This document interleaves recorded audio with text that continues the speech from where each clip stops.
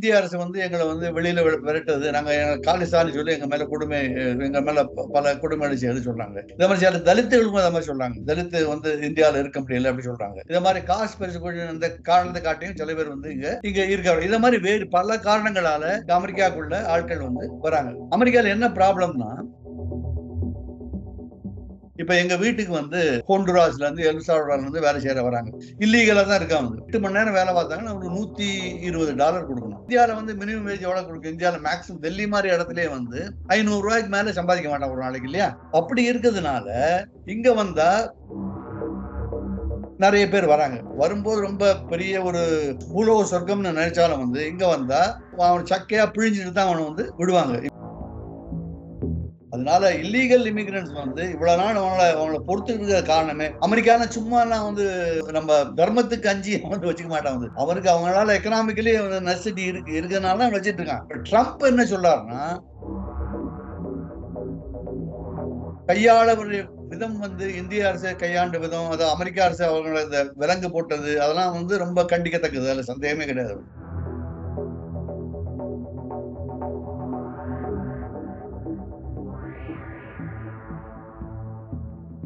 சர்தார் வந்து ஒரு பேட்டி கொடுத்தாரு. அந்த பேட்டியில வந்து எங்களுக்கு கழிப்பறையை கூட போகவில்லை, என் காலை வளங்கட்டி இருந்தாங்க, பெண்களை கூட அவங்க சரியா நடத்தல, இப்படி எல்லாம் சொன்னார் இல்லையா? அதை வந்து அது ரொம்ப ப்ராமினென்ட்டா வந்து ட்ரம்ப்பை எதிர்க்கக்கூடிய மீட்டிங்கள் எல்லாத்துலயும் வந்து வந்தது. நிறைய பேர் போய் இங்க பிரச்சனை வந்ததுன்னா, பிரச்சனை வரும், வராம இருக்காது. பிரச்சனை வரும்போது இங்க மக்கள் வந்து இங்க கொதித்து எழுவாங்க. மக்கள் வந்து இங்க சும்மா இருக்க மாட்டாங்க. ரிப்பப்ளிகன் பார்ட்டி வந்து திரும்ப ஜனங்கள்ட்ட போய் தானே ஆகணும். ஏதோ கிரீன் கார்டு வாங்கி இருக்கிறவங்க, அல்லது H1B விசால இருக்கிறவங்க, அல்ல அமெரிக்க குடிமகனா இருக்கிறவங்க, இவங்களுக்கு வந்து பிரச்சனை கிடையாது. யாருக்கு பிரச்சனை வரும்னா, தன்னுடைய நாடுன்னு வரும்போது நண்பர்கள்லாம் ஒண்ணும் கிடையாது. அவர் தன்னுடைய நாட்டு பிரச்சனைய அவர் எப்படி நினைக்கிறாரோ அப்படிதான் அதை வந்து அவர் தீர்க்க விரும்புவார். மோடி என்னுடைய நண்பர், அவர் வந்து வருத்தப்படுவாருங்கிறதுக்காக அவர் வந்து ஒரு ஒரு ஸ்டெப் பின்னால போக மாட்டாரு. அது ரொம்ப ரொம்ப தெளிவா இந்த ஒரு சின்ன விஷயத்திலேயே வந்து நமக்கு தெரிஞ்சு போச்சு.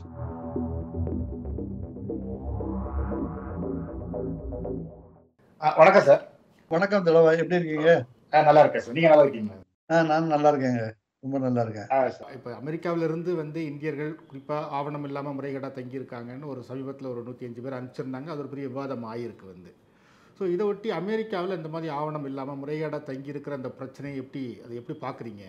இது அமெரிக்கா பொறுத்த மாத்திரம் இந்தியாவிலேருந்து வரவங்க வந்து ஒரு பிரச்சனை தான். ஆனால் அது மெயின் பிரச்சனை அது இல்லை. வந்து அதான் அமெரிக்காவில் மொத்தம் 1,20,00,000 பேர் வந்து இத மாதிரி வந்தவங்க இருக்காங்க. இந்த 1,20,00,000 பேர்ல ஒரு 50,00,000 பேர் வந்து மெக்சிகோல இருந்து வரவங்க. அதனால அவங்களுக்கு அமெரிக்காவுக்கு வந்து முக்கியமான ஒரு பிரச்சனைன்னா அந்த பிரச்சனையை கொடுக்கறது வந்து மெக்சிகோ. இது அடுத்த லெவல்ல இருக்கிறது வந்து ஒரு எல் சால்வடார், ஹோண்டுராஸ், அப்புறம் கௌதமாலா, அதுக்கப்புறம் இதெல்லாம் வந்து ஒரு 7 லட்சம் பேர், 6 லட்சம் 7 லட்சம் பேர் இருந்து வராங்க. அப்புறம் இந்தியாவில் வந்து 1 லட்சம் பேர். சைனா வந்து அது கீழே இருக்கு. 2 லட்சம் பேர் தான் சைனால இருந்து இங்க நுழையறாங்க. இது எப்படி நுழையறாங்கன்னா, அதாவது பல விதங்கள்ல நுழையறாங்க. முதல்ல வந்து ரெகுலரா விசா வாங்கிட்டு வந்துட்டு இங்க ஓவர் ஸ்டே பண்றது. 2வது வந்து இங்க வேலை கிடைக்குதுன்னு சொல்லி வேலையை வந்து ஒரு பொய் வேலை, ஒரு ஆளை வச்சுட்டு பொய் வேலை வாங்கிட்டு இங்க ஓவர் ஸ்டே பண்றது ஒண்ணு இருக்கு. 2வது வழி இது வந்து மேக்சிமம் எப்படி பண்ணாங்கன்னா, இந்த மெக்சிகோ பார்டர் வழியா உள்ளுக்குள்ள நுழையிறது. அது எப்படி வருவாங்கன்னா, முதல்ல ஈக்வடார்னு ஒரு கண்ட்ரி இருக்கு, அப்புறம் பிரேசில் இருக்கு. பிரேசில்ல இருந்து ஈக்வடார்ல இருந்து வந்து பனாமா வழியா வந்து அது வழியா வந்து மெக்சிகோல நுழைஞ்சு மெக்சிகோ பார்டர் வழியா கிராஸ் பண்ணி இங்க ரொம்ப டேஞ்சரஸ். அது வந்து ஒரு ஒரு ரொம்ப டேஞ்சரஸ் வழி. அப்படி வராங்க. அப்படி நிறைய பேர் வராங்க. இன்னொரு வழி எப்படி வராங்கன்னா, கடல்ல வந்து வந்து இந்த கார்கோ வருது இல்லையா, அது வழியா வராங்க. இது வந்து இதுக்கு அரேஞ்ச் பண்ணதுக்கு ஆள் இருக்காங்க. அதாவது நான் கேள்விப்பட்ட வரையும் $20,000 இருந்து $40,000 $50,000 வரையும் சார்ஜ் பண்றாங்க. வந்து அவங்கள வந்து எப்படி அவங்க கொண்டு வந்து இங்க வந்து விட்டு மெக்சிகோ பார்டர் வரையும் கொண்டு வந்து விட்டுருவாங்க. அங்கேருந்து அங்க அமெரிக்காலையுமே அவங்கள பாத்துக்கிறது ஆள் இருப்பாங்க. அப்படி ஒரு குரூப் வந்து இங்க வருது. இன்னொன்னு வந்து எப்படி வராங்கன்னா, அசைலம் சீக்கர்ஸ் இங்க வந்துட்டு என்ன சொல்றாங்கன்னா, நான் இந்தியாவில வந்து அந்த கண்ட்ரியில வந்து எங்களை வந்து ரொம்ப கொடுமைப்படுத்துறாங்க. இந்தியா பொறுத்தவரை காலிஸ்தானிஸ் இருக்காங்க இல்லையா, அதாவது சீக்கியர்கள் வந்து இந்திய அரசு வந்து எங்களை வந்து வெளியில விரட்டுறது, நாங்க காலிஸ்தான் சொல்லி எங்க மேல கொடுமை, எங்க மேல பல கொடுமை செய்து சொல்றாங்க.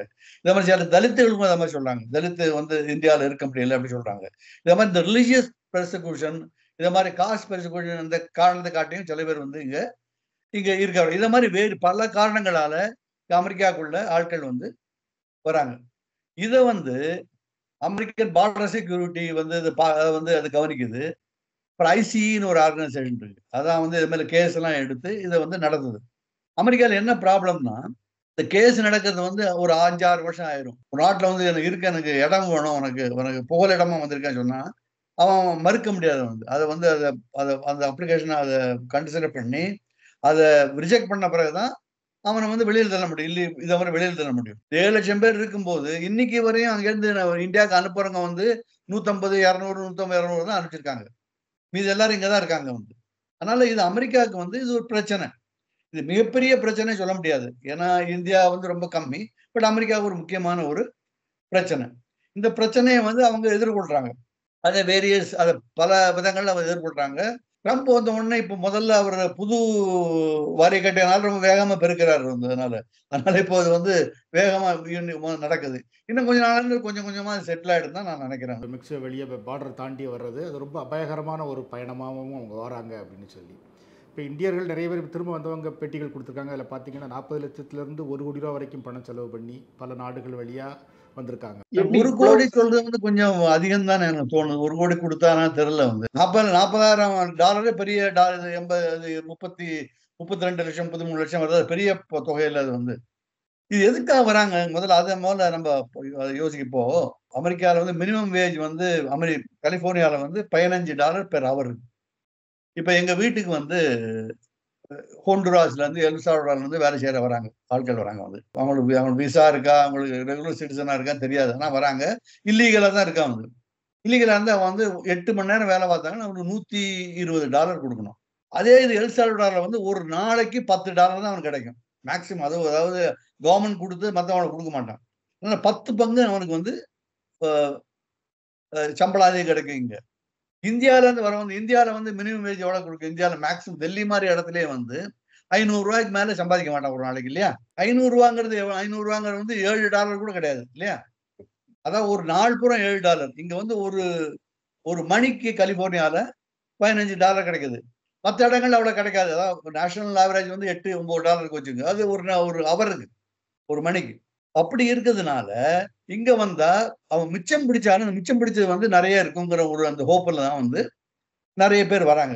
ஆனா இங்க வந்த எல்லாருக்கும் அந்த மாதிரி வேலை கிடைக்குன்னு சொல்ல முடியாது. அப்படி வேலை கொடுத்தாலும் வந்து அவன் 8 மணி நேரம் வேலை கொடுப்பான்னு சொல்ல முடியாது. பிறகு அவனுக்கு இருக்கிறதுக்கு அவனுடைய சாப்பாட்டுக்கெல்லாம் கழிச்சுட்டு தான் கொடுப்பான்.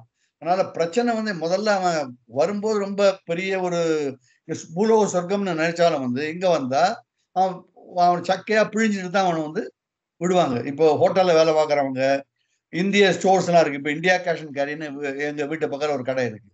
அந்த கடையில வேலை பார்க்குறவங்க இவங்க எல்லாருக்கும் வந்து இவ்வளவு மினிமம் வேஜ் $15 கிடைக்காது. அவனுக்கு வந்து $8, $9, $10 தான் கிடைக்கும். கிடைச்சி அதில் பாதி எடுத்துருவாங்க, கொஞ்சம் எடுத்துட்டு கொண்டு வச்சிருவான். இவனுக்கு வந்து விசா இல்லைன்னா, இவனுக்கு வந்து இவன் வந்து ரெகுலர் அமெரிக்கன் சிட்டிசன் இல்லைன்னா அவன் வந்து இவன் கையில அந்த கடைக்காரன் கையெல்லாம் இருக்கான். அவன் சொன்னாலும் கேட்டுதான் ஆகணும். இத மாதிரி நிறைய பிரச்சனைகள் வந்து அவங்களுக்கு இருக்கு. இதையும் மீறி நிறைய பேர் வந்து இங்க நல்லா இருக்கிறவங்க நிறைய பேர் இருக்காங்க. ஊபர் ஓட்டுறவங்க அவங்க எல்லாம் வந்து அவங்க நல்லா சம்பாதிக்கிறாங்க. நான் நிறைய பேர்ட்ட கொண்டு பேசும்போது அவங்க சொல்றாங்க, சார் வந்துரும் எனக்கு வந்து கிரீன் கார்டு வந்துரும் தான் நினைக்கிறேன் அப்படின்னு சொல்றாங்க. அவங்க நல்லா சம்பாதிக்கிறாங்க. வீடு எல்லாம் வாங்கி எல்லாம் இருக்காங்க. $4 லட்சம் என்ன வேலை இன்னைக்கு?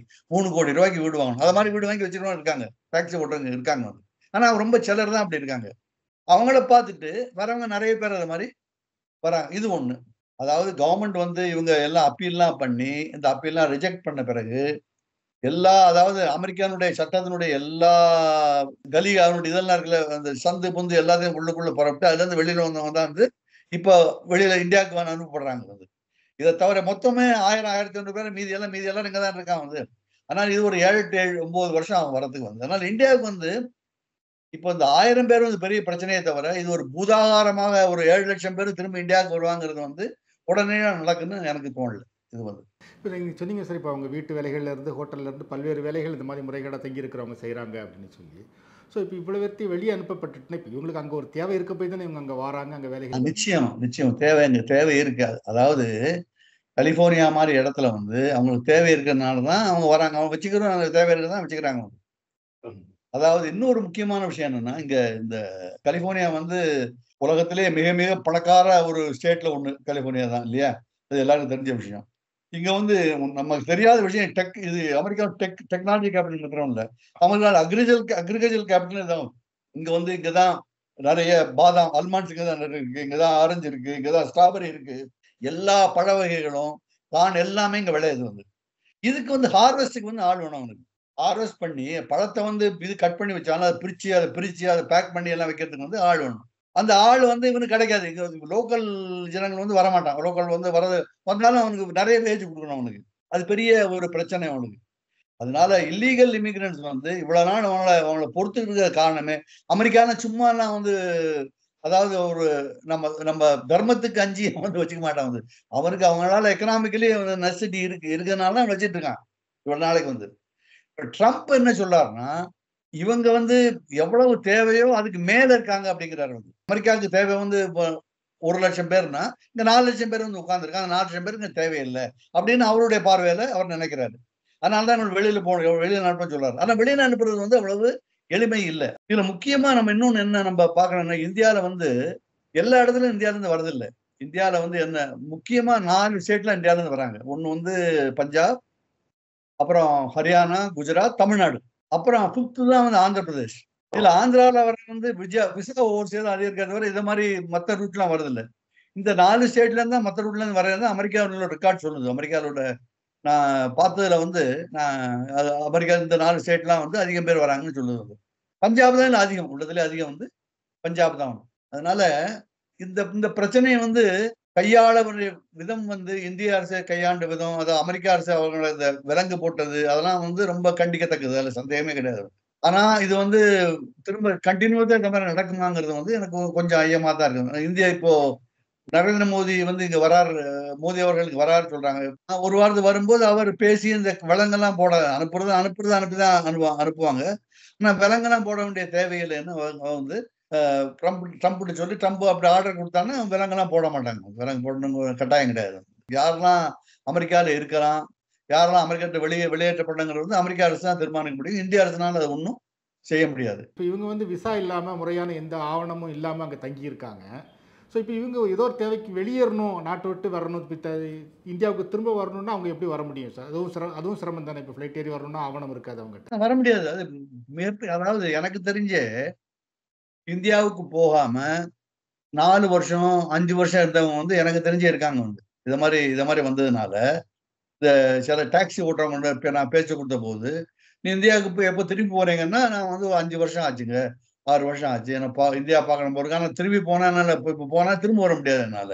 அதனால நான் போகாம இருக்கேன். அது பெரிய பிரச்சனை. அது வந்து அது இப்ப இந்த பிரச்சனை இருக்குதான் இருக்கு வந்து. அதாவது குழந்தைகளை பார்க்காம, மனைவியை பார்க்காம, தன்னுடைய தாய் தகப்பனாரை பார்க்காம இருக்கிறாங்க. அது மாதிரி இருக்கிறவங்க இருக்காங்க, நிறைய இருக்காங்க. இங்க வரவங்க எல்லாரும் வந்து இதை தர்க்கபூர்வமா சிந்தித்தாங்கன்னா வரவே மாட்டாங்க. இதை உணர்வுபூர்வமா இதை பத்தி நினைச்சு இதை பத்தி அதாவது இவங்களுக்கு ஏத்தி விடுறவங்க நிறைய பேர் இருக்காங்க இல்லையா? அதாவது எல்லா கண்ட்ரிலையுமே வந்து இவங்களை டெம்ப் பண்றவங்க, அதாவது அமெரிக்கா அந்த டேர்ம் வந்து ஸ்னேக் எடுத்துன்னு போயிருவாங்க. இவங்களை வந்து வரவழைக்கிறவங்க, நீ வந்தாங்க அது கிடைக்கும், உனக்கு இது கிடைக்கும்னு சொல்லி இவங்களை ஏமாத்தி கொண்டு வரவங்க இருக்காங்க இல்லையா? அவங்க வந்து ஒரு கனவு, ஒரு மாளிகையை வந்து கட்டும் போது இவன் அந்த மாளிகைக்குள்ள போயிடலாம் நினைச்சுதான் உள்ள வராங்க நிறைய பேர். இங்க வந்த பிறகு இந்த பிரச்சனை எல்லாம் தெரியும். திரும்பி வரும்போது எப்படி திரும்பி வருது அந்த பிரச்சனை எல்லாம் அவங்களுக்கு பின்னால வந்த பிறகு தான் அவங்களுக்கு தெரிய வருது. இந்தியாவாவது மத்த கண்ட்ரியெல்லாம் பிள்ளை குட்டிகளோட வராங்களே. மெக்சிகோ எல்லாம் வந்து குழந்தை குட்டிகளோட உள்ள வந்துடுறாங்க இல்லையா நிறைய பேர் வந்து. அது பெரிய ப்ராப்ளம் அங்க. இந்த மாதிரி சட்டவிரோதமாக குடியிருக்கிறவங்களே வெளியேற்றது வருஷம் தொடர்ந்து நடந்துட்டு இருக்கிற ப்ராசஸ் தான் வந்து. ஆனால் இப்போ பார்த்தீங்க அப்படின்னா ஒரு நார்மலாக ஃப்ளைட்டில் அனுப்புவாங்க. இந்த ட்ரிப் ராணுவ விமானத்தில், அதுவும் கையில் விலங்குகள்லாம் பூட்டி அனுப்பிச்சிருக்காங்க. அதுதான் ஒரு விவாதம் ஆகிருக்கு வந்து. இது எப்படி பார்க்குறாங்க சார் அமெரிக்கா மீடியாவும் சரி, அமெரிக்கா மக்களும் சரி? அமெரிக்க மீடியாவில் வந்து இது அதிகம், இது வந்து இந்த பிரச்சனையை வந்து நிறைய பேர் கையில் எடுக்கிறது. மெக்சிகோ எடுத்திருக்காங்க. ஏன்னா மெக்சிகோ வந்து எடுத்திருக்காங்க. இந்தியாவை பத்தி அவங்க பேசுறதே கிடையாது. இந்தியா அதாவது CNN, மற்றபடி எம்எஸ்பி, அந்த ட்ரம்ப் ஆன்டி ட்ரம்ப் மீடியாலாம் இருக்கு இல்லையா அமெரிக்கால, அவங்க வந்து இந்தியா இதை வந்து எடுத்து முதல் நாள் வந்த உடனே நம்ம அமிர்தசர்ல இறங்கின உடனே அதை பத்தியே பேசினாங்க. 1-2 நாள் பேசினாங்க. இப்போ வந்து அது பெரிய பிரச்சனையா வந்து எடுக்கல. இவங்க அமிர்தசர்ல இறங்கின உடனே அந்த ஒரு ஒரு சர்தார் வந்து ஒரு பேட்டி கொடுத்தாரு. அந்த பேட்டியில வந்து எங்களை எங்களை கழிப்பறையை கூட போக விடல. 40 மணி நேரம் நாங்க பயணம் பண்ணி இங்க வந்தோம். என் காலில் விலங்கட்டி இருந்தாங்க. பெண்களை கூட அவங்க சரியா நடத்தல. இப்படியெல்லாம் சொன்னார் இல்லையா? அதை வந்து அது ரொம்ப ப்ராமினெண்டா வந்து ட்ரம்ப்பை எதிர்க்கக்கூடிய மீட்டிங்கள் எல்லாத்துலயும் வந்து வந்தது அமெரிக்கால. இப்போ வந்து அது அந்த பிரச்சனை இல்லாம போயிடுது இல்லையா? இப்போ இந்தியாவிலேயே நிறைய பேர் அதை பத்தி பேசுறது இல்லையா? இப்போ ட்ரம்ப் இருக்கும்போது இப்போ புதுசா இருக்கிறதுனால டெய்லி ஒரு பிரச்சனை வந்துட்டே தான் இருக்குங்க இல்லையா? இது இல்லைன்னா அடுத்து அடுத்து வரும்போது இந்த பிரச்சனை வந்து பின்னால போயிடும். அப்படிதான் நடக்கும் அது. நீங்க சொன்ன மாதிரி பார்த்தீங்கன்னா அவர் அதிரடியா பல முடிவுகள் எடுக்கிறார், பல நடவடிக்கைகள் எடுக்கிறார்.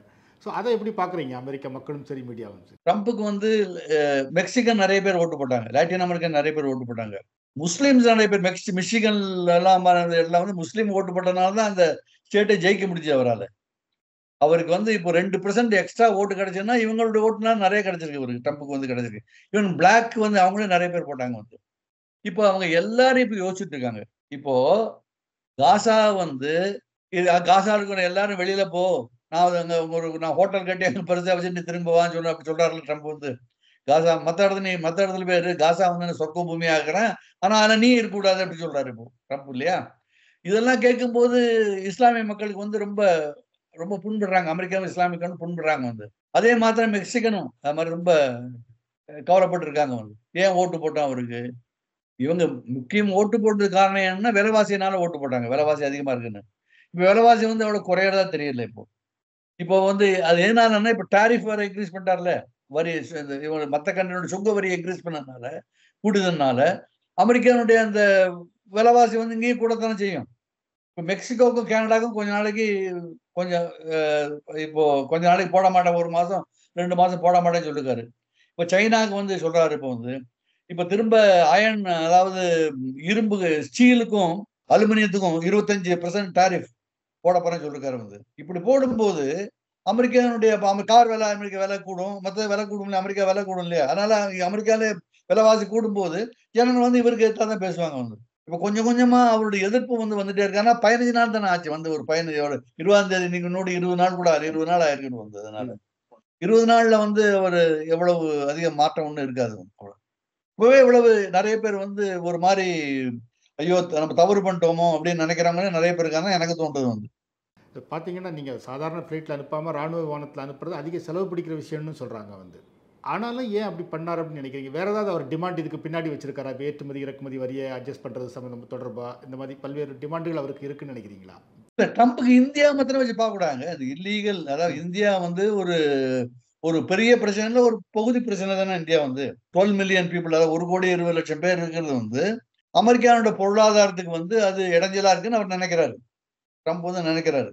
இந்த வேலையெல்லாம் வந்து இந்த வேலை வந்து ஆட்டோமேட்டிக்கா பண்ணிடலாம். அதாவது மிஷினை வச்சு பண்ணிடலாம் இவங்க பண்ற வேலையெல்லாம் அப்படின்னு நினைக்கிறாரு. ஆட்கள் வேண்டாம், அப்படி இவ்வளவு பேர் தேவையில்லைன்னு நினைக்கிறாரு. எவ்வளவு பேர் குறைக்கணுமோ குறைக்கிறது நல்லதுன்னு அவர் நினைக்கிறாரு. அவருடைய எலெக்ஷன் போதே சொல்லிதான் அவர் வந்து அதை ஒளிமுறைவில்லையே வந்து முன்னாலே சொல்லித்தான் இருக்காரு வந்தது.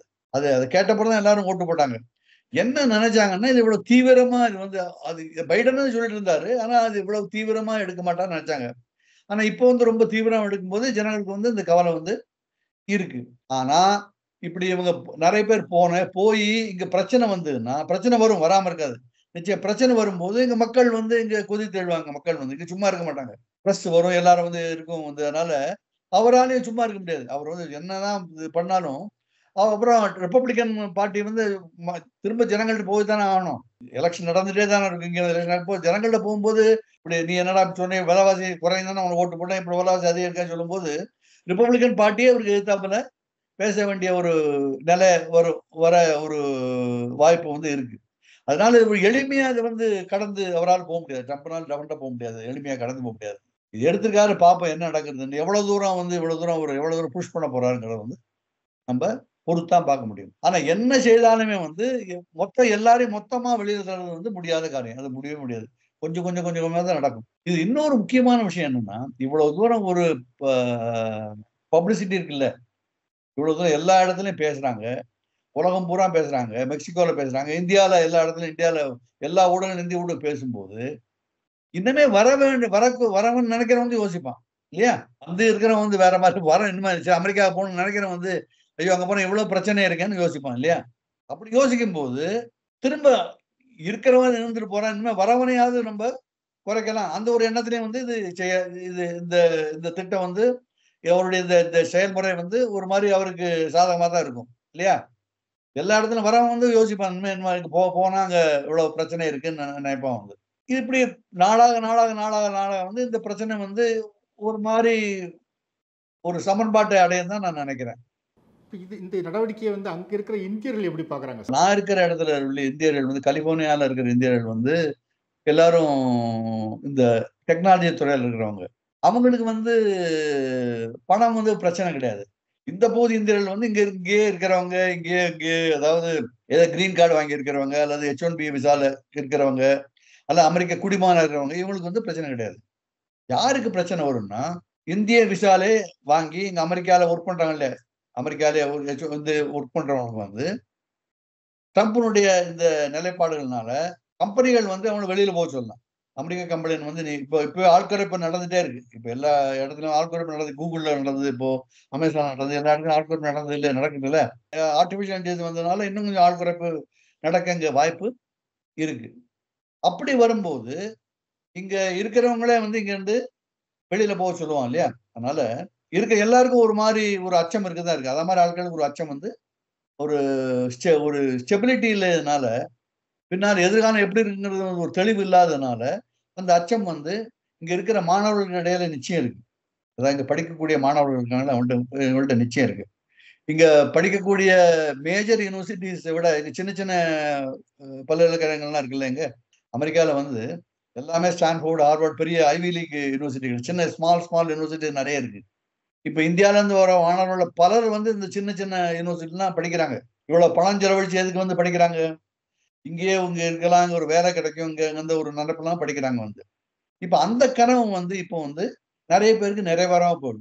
இப்ப நான் ஒரு உதாரணம் சொல்றேனே, இப்போ என்ன வீட்டுல சில பேர் வந்தாங்க, அமெரிக்கால இருந்து வந்தாங்க. என்னுடைய பையன், என்னுடைய கசின் வந்தாருன்னா, என்னுடைய மருமகன்லாம் வந்தாங்கன்னா, அவங்க வந்த காலத்துல மொத்தமா ஸ்காலர்ஷிப் கிடைச்சது அவங்களுக்கு. அதாவது ஒரு பைசா கூட எனக்கு அதான் இங்கேருந்து பிளேன் டிக்கெட் மட்டும் தான் கொடுக்க வேண்டியது, மீதி எல்லாம் ஸ்காலர்ஷிப் கிடைச்சது.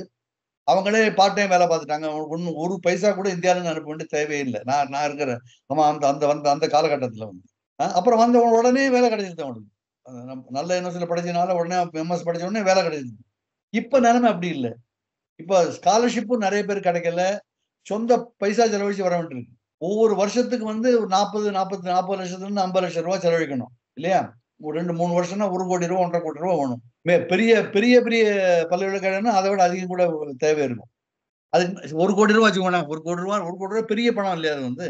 அந்த பணத்தை வந்து எப்படி திரும்ப, அதாவது எப்படி அந்த பணம் மாணவர்களுக்கு எப்படி கிடைக்கும் அந்த பணம் வந்து? அப்பா எங்கேயா கடன் வாங்குவாரு. வீட்டை அடமானம் வச்சு கடன் வாங்குவாரு. இல்லையா? இல்ல எல்லாருமே பெரிய அம்பானியோ, அதானியோ இல்ல நம்ம அரசியல்வாதியோ இருக்க முடியாது இல்லையா? அவ்வளவு பணம் இருக்காது இல்லையா? சாதாரண ஜனங்கள்ட்ட கொஞ்சம் கொஞ்சம் நடுத்தர வர்க்கத்துல பணம் இருக்கும். வீடு இருக்கும், கொஞ்சம் நிலம் இருக்கும். அதை வச்சு வந்து பேங்க்ல கொடுத்து கடன் வாங்குவாங்க இல்லையா? அது திருப்பி கொடுக்கணும்ல அவனுக்கு. திருப்பி கொடுத்து இங்க வேலை பார்த்தா தான் திருப்பி கொடுக்க முடியும். இந்தியாவில ஒரு சம்பளம் கிடைக்காது இல்லையா? இப்படி இருக்கும்போது இந்த மாணவர்களுக்கு வந்து அது மிகப்பெரிய ஒரு கேள்விக்குறியாக, இப்போ இந்த நிலைமை வந்து மிகப்பெரிய கேள்விக்குறியாக நிச்சயம் இருக்கு. இது ஒண்ணு. அப்புறம் அந்த கீழ்த்தட்டு நிலையில வேலை பார்க்குறவங்க இருக்காங்க பாருங்க, அவங்களுக்கு ஒரு பெரிய பிரச்சனை. அவங்களுக்கு பெரிய, ஏன்னா இதை வச்சுட்டே வந்து என்ன பண்ணுவாங்க வந்து முதலாளிகள் வந்து அவங்கள வந்து கசக்கி பிழிய ஒரு வாய்ப்பு வந்து இருக்கு. அதனால இந்த மாதிரி இந்த பிரச்சனை வந்து இருக்கும்போது அதனுடைய அந்த அன்சர்டனிட்டிஸ் இருக்கு இல்லையா? அதனுடைய அது எங்க போகுன்னு தெரியாத நிலை இருக்கிறதுனால எல்லாருக்கும் மன கஷ்டம் இருக்கும். எல்லாருக்கும் ஒரு ஒரு ஒரு பயம் இருந்தா இருக்கும். இங்கேயே குடியிருக்கிறவங்கள தவிர, கிரீன் கார்டு இருக்கிறவங்கள தவிர, அமெரிக்க குடிமகனா இருக்கிறவங்கள தவிர, மீதி எல்லாருக்கும் வந்து இது ஒரு ஒரு பயத்தை கலக்கிற மாதிரி ஒரு பிரச்சனையா தான் இருக்கும். அப்படின்னு அந்த ஆட்களை திரும்ப அனுப்புற விவகாரத்துக்கு வந்தோம் அப்படின்னா, இதை இந்தியா ஹேண்டில் பண்ணது எப்படி பாக்குறீங்க? இந்தியா அதான் இந்தியாவுக்கு வந்து முதல்ல கேம் சர்ப்ரைஸ் தான் நினைக்கிறேன். உடனே வந்து ஒரு திடீர்னு வந்ததுனால இது அவங்களுக்கு ஒரு சர்ப்ரைஸா தான் இருந்தது. இந்திய அரசு வந்து இதை விட வேற என்ன செய்திருக்க முடியும்? எனக்கு வந்து see I am not a supporter of Modi government. But இருந்தாலும் இந்த பிரச்சனை வந்து வந்த பிறகு ஒண்ணும் செய்ய முடியாது. இவர் மோடி வந்து என்னுடைய உயிர் நண்பர் என்னதான் ட்ரம்ப் வந்து என்னதான் சொல்லிட்டு இருந்தாலும் தன்னுடைய நாடுன்னு வரும்போது நண்பர்லாம் ஒன்றும் கிடையாது. அவர் தன்னுடைய நாட்டு பிரச்சனைய அவர் எப்படி நினைக்கிறாரோ அப்படிதான் அதை வந்து அவர் தீர்க்க விரும்புவார் இல்லையா? மோடி என்னுடைய நண்பர், அவர் வந்து வருத்தப்படுவாருங்கிறதுக்காக அவர் வந்து ஒரு ஒரு ஸ்டெப் பின்னால போக மாட்டாரு. அது ரொம்ப ரொம்ப தெளிவா இந்த ஒரு சின்ன விஷயத்திலேயே வந்து நமக்கு தெரிஞ்சு போச்சு இல்லையா? நட்பு எல்லாம் வந்து இன்டர்நேஷனல் ரிலேஷன்ஷிப்ல அவர் என்னோட நண்பர் வந்து அவருடைய எனக்கு முதுகுல சொரிஞ்சு விடுவார் சொல்றதெல்லாம் வந்து நடக்காத ஒரு விஷயம். அவன் வந்து அவனுடைய நாட்டினுடைய செக்யூரிட்டி, நாட்டினுடைய நன்மைகள் அதைத்தான் முதல்ல கருத்துல கொள்வாங்க இல்லையா? நட்பெல்லாம் பின்னாலதான். இந்த ஒரு தெளிவு வந்து நமக்கு இன்னைக்கு வரல. இன்னும் நம்ம நட்பு தான் சொல்லிட்டு இருக்கோமே தவிர, அதாவது மோடியினோட சப்போர்ட்டருக்கு வந்து இன்னைக்கு வரையும் இந்த தெளிவு வந்ததா எனக்கு தெரியல. இப்போ மோடி வர்றாரு, அங்கே வந்து ட்ரம்பை மீட் பண்ண வர்றாரு. ஸோ என்ன நடக்கும்னு நினைக்கிறீங்க இந்த பேச்சுவார்த்தைகளில்? என்ன விஷயங்கள் பேசப்படும் அப்படின்னு? அவரு ட்ரம்பே புதுசு தானுங்க. இப்ப ட்ரம்புக்கு வந்து சால்வ் பண்ண வேண்டியது வந்து 2-3 பிரச்சனை, மேஜர் பிரச்சனை இருக்கு. ஒண்ணு வந்து இஸ்ரேல்ல இப்போ யுத்த நிறுத்தம் நடந்தாலும் திரும்ப இப்ப இன்னைக்கு வந்து திரும்ப பிரச்சனை வெடிக்கும்னு ஒரு நிலை வந்திருக்கு இப்போ வந்து. 2வது வந்து ட்ரம்புக்கு வந்து உக்ரைன் வந்து மிகப்பெரிய பிரச்சனை. உக்ரைன் வார் வந்து நிறுத்தணும்னு நினைக்கிறார். அந்த வார நிறுத்தணும். அது 2வது பிரச்சனை. அது பெரிய பிரச்சனை. இது 2 இருக்கும்போது இப்பதான் வந்திருக்காரு. இப்போ வந்து பார்த்து என்ன பேசுவாங்கன்னா 2 பேரும் சரி, இந்தியாவை வந்து என்னுடைய பழைய காலத்து நட்பர், நாம 2 பேரும் டெமோக்ரசிஸ், என்னுடைய பழைய நண்பர் மோடி வந்து என்னுடைய பழைய நண்பர் வந்து எங்க இந்தியாவுக்கும் அமெரிக்காவுக்கும் உள்ள பிரச்சனைகளை வந்து நாங்க சுமூகமா தீர்த்துப்போம். நம்ம 2 உறவுகள் வந்து இது மாதிரி நீடிக்குது. இது மாதிரி தான் ஒரு மாதிரி ஜெனரல் ஒரு குடி ஸ்டேட்மெண்ட்ஸ் தான் வருமே தவிர, மேஜரா வந்து அமெரிக்காவுடைய ஒரு ட்ரேட் ரிலேஷன்ஸோ அல்லது வேற எந்த ரிலேஷன்ஸோ, அதாவது அமெரிக்காவில இருந்து இந்தியாவுக்கு வந்து தொழில்நுட்பங்களை இந்தியாவுக்கு டிரான்ஸ்ஃபர் பண்ற அந்த ஒரு அக்ரிமெண்ட்டோ அதெல்லாம் இப்ப நடக்குன்னு எனக்கு தோணல. இது வந்து சும்மா ஒரு நட்பு நிமித்தமான ஒரு சந்திப்பா இருக்குமே தவிர, இந்தியாவுக்கு இதனால பொருளாதார ஆதாயமோ அல்லது தொழில்நுட்பத்துக்கு இது ஆதாயமோ இருக்கிறதா எனக்கு ஒன்றும் தெரியல. குறிப்பாக இந்த சந்திப்பில் வந்து மோடி எந்த விஷயங்களை முன்னிறுத்தணும்னு நீங்கள் எதிர்பார்க்குறீங்க சார்? சந்திப்புல முதல்ல இவர் இந்த இமிகிரன்ஸ் பத்தி தான் பேசணும். அவங்கள வந்து ஒழுங்கா நடத்தணும்னு சொல்லணும். அவங்களுக்கு வந்து நாங்க இந்தியா வந்து திரும்பி எடுத்துக்க மாட்டோம்னு சொல்ல முடியாது. நாங்க திரும்பி எடுத்துக்கிறோம். ஆனா இது வந்து ஒரு கேயாட்டிக்கா நடக்காம, இது மாதிரி குழப்பமா நடக்காம, ஒரு நம்ம 2 எங்கள்ட்ட கேட்டுட்டு நீங்க வந்து இத நடத்தணும். அவங்க எப்படி மனிதத்தன்மையோட அவங்க நடத்தாங்கிறத வந்து ட்ரம்ப் வந்து அவர்ட்ட சொல்லணும். அவரும் அது சரின்னு தான் சொல்லுவார்ன்னு நினைக்கிறேன். அது வேண்டாம் சொல்லக்கூடாது சொல்லுவாரு. ட்ரம்ப் இப்போ தான் வந்திருக்கிறாரு. ஸோ ஒரு 3 வாரத்துக்குள்ளே நம்ம பெருசாக எதிர்பார்க்க முடியாது அப்படின்னு. இன்னும் 4 வருஷம் இருக்குது. ஸோ எப்படி இருக்கும்னு நினைக்கிறீங்க? நீங்கள் உங்கள் கணிப்பு என்ன சார்? ட்ரம்புடைய ஆட்சி வந்து அமெரிக்க மக்களுக்கு வந்து ரொம்ப ஒரு சுகத்தை அளிக்குதுன்னு நினைக்கலாம். அமெரிக்க மக்கள் வந்து I don't think they will be happy. ட்ரம்புடைய ஆட்சியில் வந்து சில பேர் ஹாப்பியா இருப்பாங்க. அதாவது நம்ம இந்தியால வந்து இப்போ சில சக்திகள் இப்போ ரொம்ப துள்ளி குதிக்கிறாங்க. சில பேர் ரொம்ப சுகமா இருக்காங்க இல்லையா? அதே மாதிரி தான் அமெரிக்காலயும். இப்ப கலிபோர்னியா மாதிரி இடத்துலலாம் வந்து அவன் ட்ரம்புக்கு சப்போர்ட்டே கிடையாது. ஆனால் இங்கெல்லாம் வந்து ஜனங்கள் வந்து அதை பத்தி கண்டுக்க மாட்டாங்க. நம்ம இந்தியால வந்து எப்படி ஹிந்தி பெல்ட் இருக்கோ, அது மாதிரி இங்க பைபிள் பெல்ட் இருக்கு இல்லையா? பைபிள் பெல்ட்ல ட்ரம்புக்கு நிறைய சப்போர்ட் இருக்குங்க. அங்க வந்து ஏற்கனவே இண்டஸ்ட்ரி கிடையாது, ஒண்ணும் கிடையாது. இதே மாதிரி இண்டஸ்ட்ரி எல்லாம் அதிகம் இருக்கிற இடத்துல வந்து ட்ரம்புக்கு சப்போர்ட் கம்மியா இருக்கும். இங்க வந்து ஜனங்கள் வந்து they will not like his act. அவருடைய என்னெல்லாம் பண்றாங்களோ அதை நுணுக்கமா கவனிப்பாங்க. கவனிச்சு கிரிட்டிசைஸ் பண்ணுவாங்க. ஆனா ஓவரால் வந்து அவரால் ஒன்றும் செய்ய முடியாதுன்னு தான் எனக்கு தோணுது. ஓவரால் வந்து அவர் அமெரிக்கா பிரச்சனைகள் நிறைய பிரச்சனை இருக்கு அமெரிக்காவுக்கு. அதான் ரொம்ப முக்கியமான என்ன பிரச்சனைன்னா, அமெரிக்கா கடன் நிறைய இருக்கு அமெரிக்காவுக்கு வந்து. அதாவது அந்த கடன் திருப்பி கொடுத்துரும். அது அந்த கெப்பாசிட்டி இருக்கு. ஆனாலும் மிகப்பெரிய ஒரு உலகத்திலேயே அதிக கடனாளி அரசுன்னா அது அமெரிக்க அரசு தான். அத திருப்பி கொடுக்கறதுக்கு வந்து பல பல முடிவுகள் எடுக்கணும். அது இவர் எடுப்பாரான்னு தெரியல இவரு. அப்புறம் இவருக்கும் வயசாச்சு இல்ல. இவருக்கும் 78 வயசாச்சு இன்னும். 4 வருஷம் 82 வயசாயிரும் அவருக்கு வந்து. அது எப்படி அவருடைய உடல்நிலை எப்படி இருக்கும்? அவருடைய டெசிஷன் மேக்கிங் கெப்பாசிட்டி எப்படி இருக்கும்? இதெல்லாம் பொறுத்திருந்து பார்க்கணும். ஆனா எனக்கு என்னவோ ரொம்ப அமெரிக்காவுக்கு வந்து ரொம்ப ரொம்ப ஒரு சோதனையான ஒரு காலகட்டம் தான் எனக்கு தோணும். ஸோ அதே மாதிரி அந்த அடுத்த 4 வருஷம் அமெரிக்கா பொறுத்த வரைக்கும் இந்தியர்களோட நிலைமை என்ன இருக்குன்னு நினைக்கிறீங்க? இப்போ இந்த விசா மாதிரி விஷயங்கள்ல பிரச்சனைகள் வருமா? டெக்சஸ், நியூ ஜெர்சி, அத மாதிரி ஸ்டேட்ஸ்ல வந்து இன்னும் 2, 3 நிறைய ஸ்டேட் இருக்கு வச்சுக்கோங்களேன். இங்கெல்லாம் வந்து ட்ரம்ப் சப்போர்ட்டர்ஸ் இந்தியால மெஜாரிட்டியா இருப்பாங்க. மோடியை சப்போர்ட் பண்ற எல்லாரும் வந்து ட்ரம்ப்பை சப்போர்ட் பண்றாங்க இப்போ. பட் அமெரிக்கால இருக்கிறவங்களுக்கு வந்து ஒன்றும் பெரிய பிரச்சனை ட்ரம்ப்னால ஒன்றும் இருக்காது. ஒரு பிரச்சனை இருக்காது. மத்த மக்களுக்கு என்ன பிரச்சனை இருக்கோ அதே பிரச்சனை தான் இவனுக்கு இருக்கும். இந்தியன்களுக்கு தனியா ஒரு பிரச்சனை வந்து இருக்காது. இது வந்து ஒரு ரேசிஸ்ட் ஒரு ஸ்டாண்ட்லாம் அவர் எடுக்க மாட்டார் இந்த விஷயத்துல. அது அமெரிக்கால இருக்கிற இந்தியன் மேல.